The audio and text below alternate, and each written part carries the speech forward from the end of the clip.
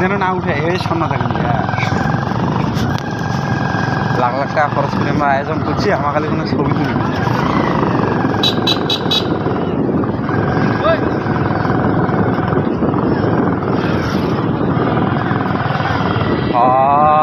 School মন্ত্রীর দায়িত্ব রয়েছে।